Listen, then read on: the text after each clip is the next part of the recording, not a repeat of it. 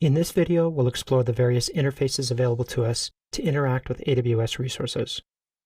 The first thing that users are most familiar with is probably the web console.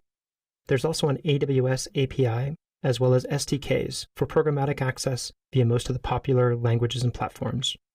There's also a swath of third-party products, including an Eclipse plugin, S3 browsers such as Cloudberry, and browser extensions for Chrome and Firefox, while Elastic and RightScale also offer deeper integrations. Probably the biggest drawback about the web console is that not all the features and services are supported.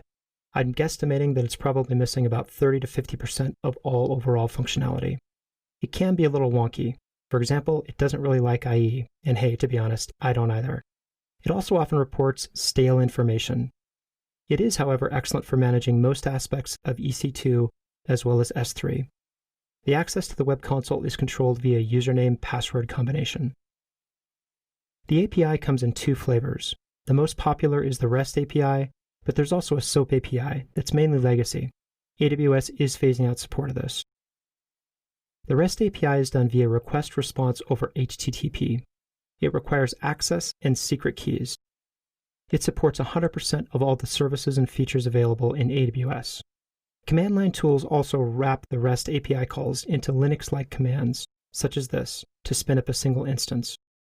Each service has its own set of CLI tools, and you can download those through the AWS interface.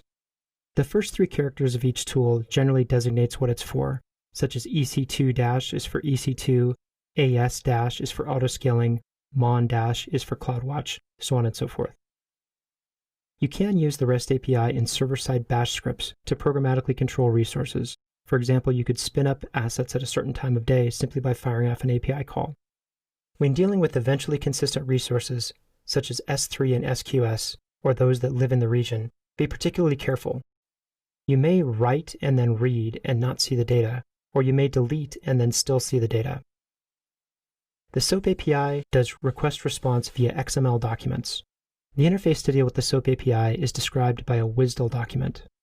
It also requires creation and use of X509 certificates to sign the requests. AWS is phasing out support of this. Unless you have a very good reason, try to use the REST API or SDK for programmatic interface. The SDK provides native classes, objects, and so forth for specific server-side languages, such as Java, PHP, .NET, and so forth. It also provides mobile platform integration for Android and iOS, and there's new features and languages being added all the time. Service and feature support varies greatly language to language. Here's an SDK example in PHP of creating a new instance. Up here at the top, you can see that we require the SDK. We set up some parameters for it. We instantiate a new instance of an EC2 object in this case, and then we simply call a method called runInstances, passing in the variables that we described before. For developers, I also highly recommend the Eclipse plugin. It supports 10 services such as EC2, S3, SQS, DynamoDB, and so forth. For interface security, the APIs and console can both be locked down to specific actions or verbs such as create, and for specific nouns or resources for only some services, such as an S3 bucket named customer upload. Let's actually look at this in action. Using IAM, we're going to create a DB admin users group, which only has access to databases. From the top level, let's click IAM, and let's first create a group. Let's call this group DB admins. Let's use the policy generator to create a group with a specific set of permissions for database access. Let's give them full access to DynamoDB,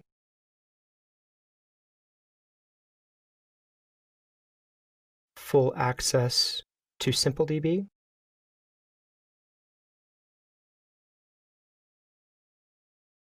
full access to RDS,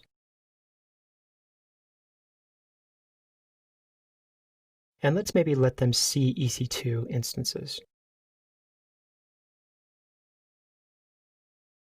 by giving them access to describe instances.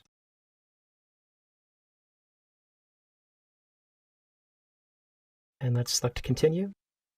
This all looks good, so let's let it roll. Let's also add a user to this group named John Smith.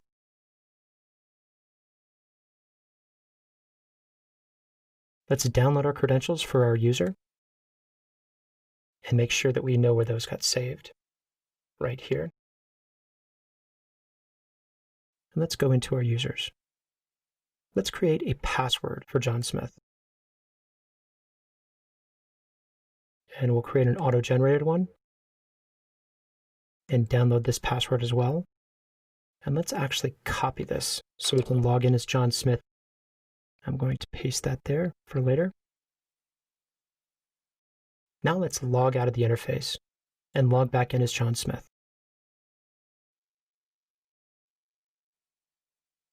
When accessing AWS via IAM, we need to use a specific URL.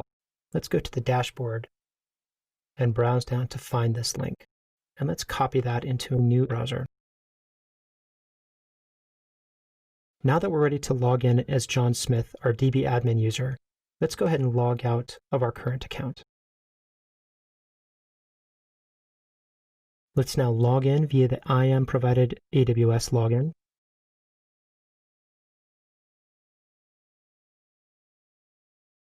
And paste in the password that was created. Now it looks like John can access all kinds of stuff, but let's actually see what he can really access. We didn't give him permissions for Elastic MapReduce, and we see that he doesn't have permissions. We did give read-only permissions on EC2. Let's see what that gives us. And it does actually let us see the running instances. And now let's look at DynamoDB, to which John should have full access. It appears he does. And now let's look at RDS. And John definitely has access to everything there as well. Let's go ahead and log John Smith out. Not only the web GUI, but the API calls as well would be locked down to the permissions that we gave to John Smith. Let's review what each interface is good for. The web console is great for quick and dirty eyeballing or control of resources. The REST API is the best for advanced use and automated interactions. The Eclipse plugin is great for developers, is a lot peppier or faster reacting than the web console, and provides a decent coverage of services and features. Third-party products are great for non-savvy users, or if you already use Elastic or RightScale.